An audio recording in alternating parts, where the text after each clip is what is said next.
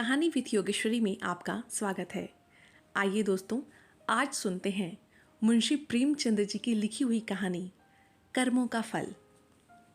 मुझे हमेशा आदमियों को परखने की सनक रही है और अनुभव के आधार पर कह सकता हूँ कि यह अध्ययन जितना मनोरंजक, शिक्षाप्रद और उद्घाटनों से भरा हुआ है, उतना शायद और कोई अध्ययन न होगा। लेकिन अपने दोस्त लाला शाई दयाल से बहुत अरसे तक दोस्ती और बेतकल्लुफ़ी के संबंध रहने पर भी मुझे उनकी था न मिली। मुझे ऐसे दुर्बल शरीर में ज्ञानियों की सी शांति और संतोष देखकर आश्चर्य होता था, जो एक नाजुक पौधे की तरह मुसीबतों के झोंके में भी अचल और अटल रहता था। ज्यों वह बहुत ही मामूली दर्जे का आदमी था, जिसमें मानव कमजोरियों की कमी न थी। वह वादे बहुत करता था, लेकिन उन्हें पूरा करने की जरूरत नहीं समझता था। वह मिथ्याभाषी न था, लेकिन सच्चा भी न था। बेमुरव्वत न हो, लेकिन उसकी मुरव्वत छिपी रहती थी।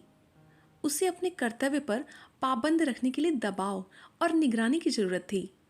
मेहनत से जी चुराने वाला, उसूलों का कमजोर, एक ढीला ढाला मामूली सा आदमी था। लेकिन जब कोई मुसीबत सिर पर आ पड़ती तो उसके दिल में साहस और दृढ़ता की वह जबरदस्त ताकत पैदा हो जाती थी, जिसे शहीदों का गुण कह सकते हैं।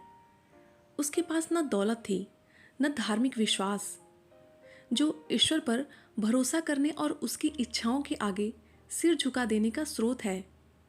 एक छोटी सी कपड़े की दुकान के सिवाय कोई जीविका न थी। ऐसी हालतों में उसकी हिम्मत और दृढ़ता का सोता कहाँ छिपा हुआ है, वहां तक मेरी अन्वेषण दृष्टि नहीं पहुंचती थी।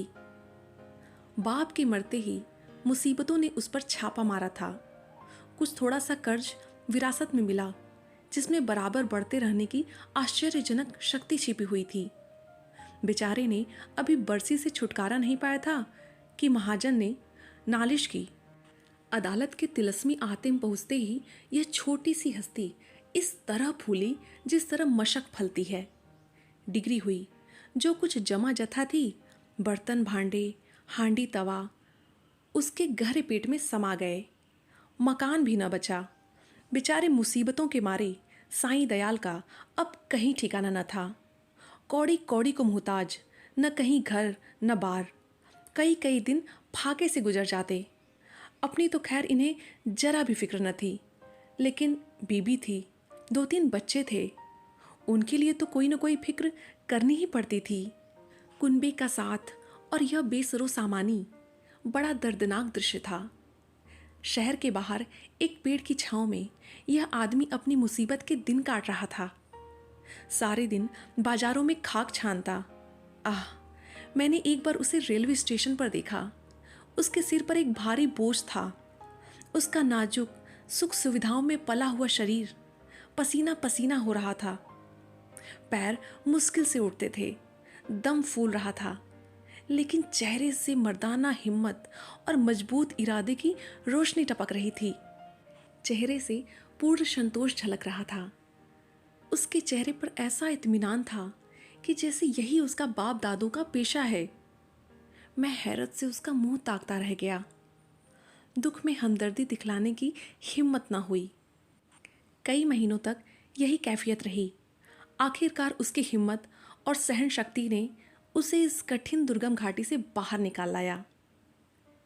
थोड़े ही दिनों के बाद मुसीबतों ने फिर उस पर हमला किया। ईश्वर ऐसा दिन दुश्मन को भी न दिखलाए। मैं 1 महीने के लिए बंबई चला गया था।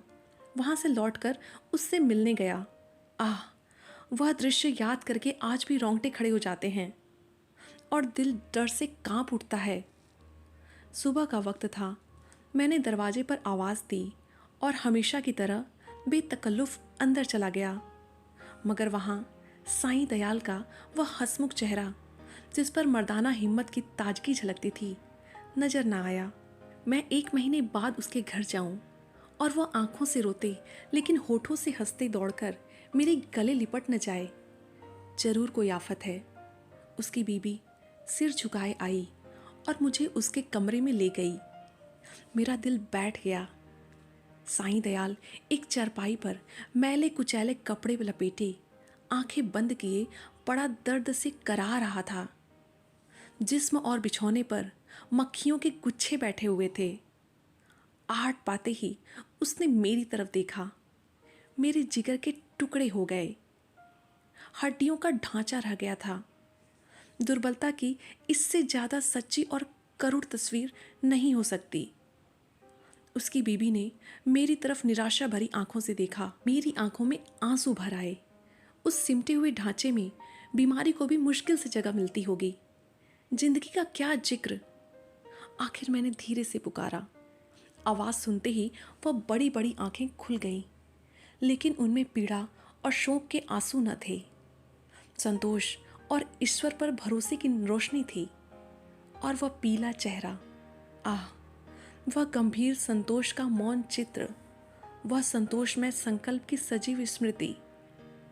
उसके पीलेपन में मर्दाना हिम्मत की लाली झलकती थी। मैं उसकी सूरत देखकर घबरा गया। क्या यह बुझते हुए चिराग की आखिरी झलक तो नहीं है?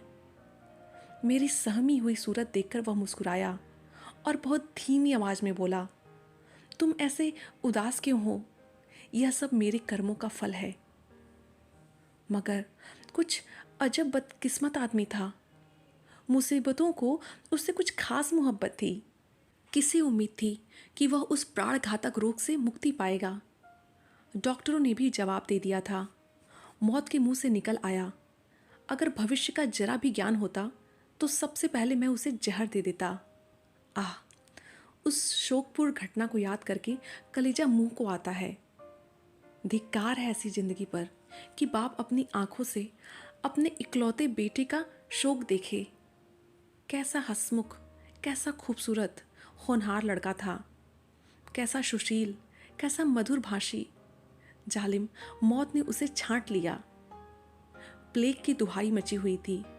शाम को गिल्टी निकली और सुबह को कैसी मनहूस अशुभ सुबह थी। वह जिंदगी सवेरे के चिराग की तरफ बुझ गई। मैं उस वक्त उस बच्चे के पास बैठा हुआ था और साईं दयाल दीवार का सहारा लिए हुए खामोश आसमान की तरफ देखता रहा।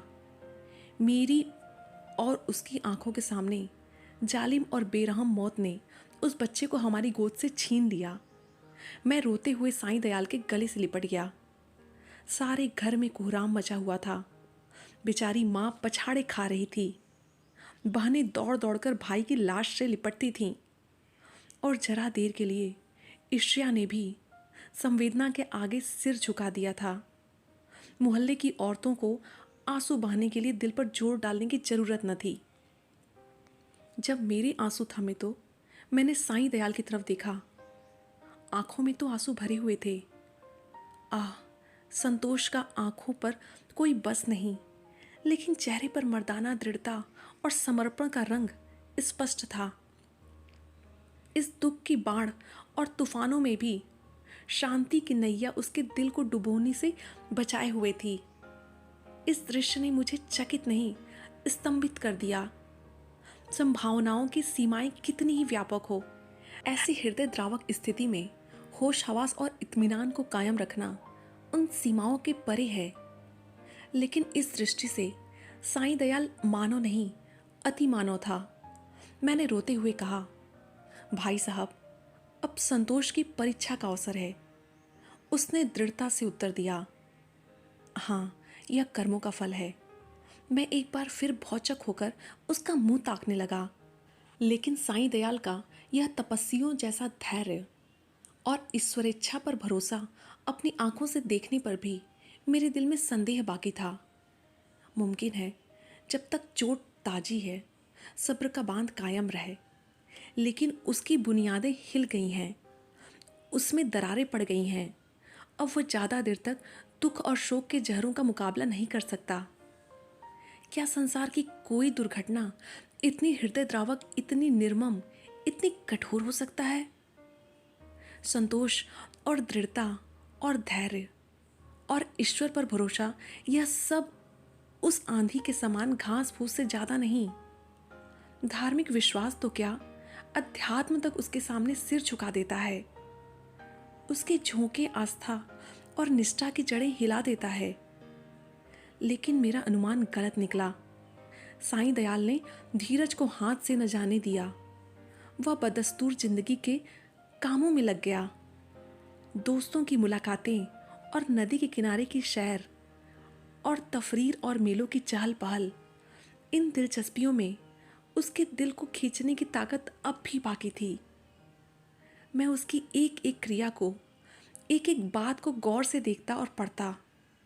मैंने दोस्ती के नियम कायदों को भुलाकर उसे उस हाल में देखा जहां उसके विचारों के सिवा और कोई न था।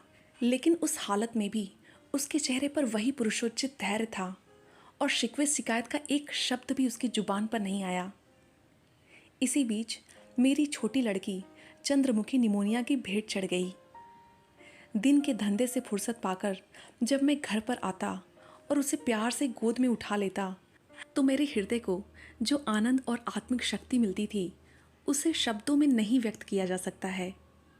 उसकी अदाएं सिर्फ दिल को लुभाने वाली ही नहीं थीं, गम को भुलाने वाली भी थीं। जिस वक्त वह हुक्म कर मेरी गोद में आती तो मुझे तीनों लोक की संपत्ति मिल जाती थी। उसकी शरारतें कितनी मनमोहक थीं। अब हुक्के में मजा नहीं रहा, कोई चीलम को गिराने वाला नहीं, खाने में मजा नहीं आता, कोई थाली के पास बैठा हुआ उस पर हमला करने वाला नहीं। मैं उसकी लाश को गोद में लिए बिलख बिलख कर रो रहा था। यही जी चाहता था कि अपनी जिंदगी का खात्मा कर दूं। एकाएक मैंने साईं दयाल को आते देखा। मैंने फौरन आंसू पोंछ डाले और उस नन्ही सी जान को जमीन पर लिटाकर बाहर निकल आया। उस धैर्य और संतोष के देवता ने मेरी तरफ संवेदनशील की आंखों से देखा और मेरे गले से लिपट कर रोने लगा। मैंने कभी उसे इस तरह चीखे मारकर रोते नहीं देखा। रोते रोते उसकी हिचकियां बंध गई। बेचैनी से बेसुध और बेहार हो गया। यह वही आदमी है जिसका इकलौता बेटा मरा और माथे पर बल नहीं आया। इस शोकपूर्ण घटना के कई दिन बाद जब दुखी दिल संभलने लगा, एक रोज हम दोनों नदी की सैर को गए। शाम का वक्त था। नदी कहीं सुनहरी, कहीं नीली, कहीं काली, किसी थके हुए मुसाफिर की तरह धीरे धीरे बह रही थी। हम दूर जाकर एक टीले पर बैठ गए, लेकिन बातचीत करने को जी न चाहता था। नदी के मौन प्रवाह ने हमको भी अपने विचारों में डुबो दिया। नदी की लहरें विचारों की लहरों को पैदा कर रही थीं। मुझे ऐसा मालूम हुआ कि प्यारी चंद्रमुखी लहरों की गोद में बैठी मुस्कुरा रही है। मैं चौंक पड़ा और अपने आंसुओं को छिपाने के लिए नदी में मुंह धोने लगा।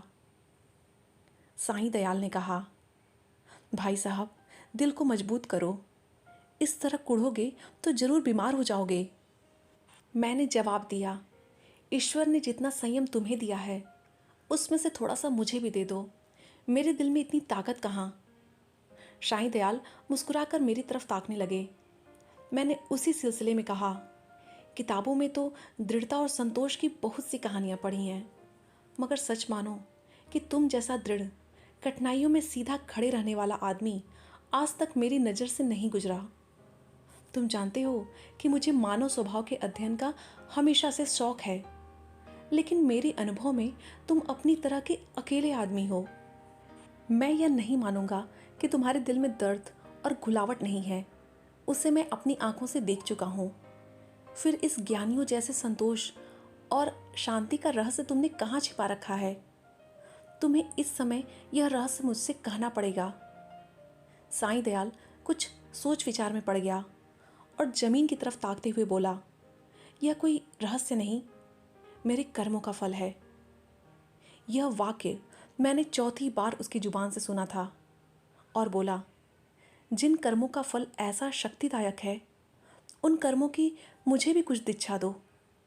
मैं ऐसे फलों से क्यों वंचित रहूं? साईं दयाल ने व्यथापूर्ण स्वर में कहा, ईश्वर न करे कि तुम ऐसा कर्म करो और तुम्हारी जिंदगी पर उसका काला दाग लगे। मैंने जो कुछ किया है वह मुझे ऐसा लज्जाजनक और ऐसा घृणित मालूम होता है कि उसकी मुझे जो भी कुछ सजा मिले मैं उसे खुशी से साथ झेलने को तैयार हूँ। मैंने एक ऐसे पवित्र खानदान को, जहाँ मेरा विश्वास और मेरी प्रतिष्ठा थी, अपनी वासनाओं की गंदगी से लिथेड़ा, और एक ऐसे पवित्र हृदय को जिसमें मोहब्बत का दर्द था, जो सौंदर्य वाटिका की एक अनोखी नई खिली हुई कली थी और सच्चाई थी। उस पवित्र हृदय में मैंने पाप और विश्वासघात का बीज हमेशा के लिए बो दिया। यह पाप है जो मुझसे हुआ है, और उसका पलड़ा उन मुसीबतों से बहुत भारी है जो मेरे ऊपर अब तक पड़ी या आगे चलकर पड़ेगी। कोई भी सजा, कोई दुख, कोई क्षति उसका प्रायश्चित नहीं कर सकती। मैंने सपने में भी ना सोचा था कि साईं दयाल अपने विश्वासों में इतना दृढ़ है। पाप हर आदमी से होते हैं। हमारा मानव जीवन पापों की एक लंबी सूची है। वह कौन सा दामन है जिस पर यह काले दाग नहीं हो? लेकिन कितने ऐसे आदमी हैं जो अपने कर्मों की सजाओं को इस तरह उदारतापूर्वक मुस्कुराते हुए झेलने के लिए तैयार हों। हम आग में कूदते हैं लेकिन जलने के लिए तैयार नहीं होते। मैं साईं दयाल को हमेशा इज्जत की निगाह से देखता हूँ। इन बातों को सुनकर मेरी नज़रों में उसकी इज्जत तिगुनी हो गई। एक मामूली दुनियादार आदमी के सीने में एक फकीर का दिल छिपा हुआ था, जिसमें ज्ञान की ज्योति चमकती थी। मैंने उसकी तरफ श्रद्धापूर्ण आंखों से देखा और उसके गले से लिपट कर बोला, साईं दयाल, अब तक मैं तुम्हें एक दृढ़ स्वभाव का आदमी समझता था, लेकिन आज मालूम हुआ कि तुम उन पवित्र आत्माओं में हो जिनका अस्तित्व संसार के लिए वरदान है। तुम ईश्वर के सच्चे भक्त हो और मैं तुम्हारे पैरों पर सिर झुकाता हूँ। इसी दृश्य के साथ यह कहानी यहीं समाप्त होती है और मैं योगेश्वरी आप सबसे विदा लेती हूँ। यदि कहानी कहते समय मुझसे कहीं कोई त्रुटि हुई हो तो आप सबके सुझाव कमेंट बॉक्स में आमंत्रित हैं। यदि आप ऐसी ही साहित्यिक कहानियों में रुचि रखते हैं तो कृपया हमारे इस छोटे से चैनल को सब्सक्राइब करके इसे सपोर्ट करें। हम फिर मिलेंगे एक नई कहानी के साथ। धन्यवाद।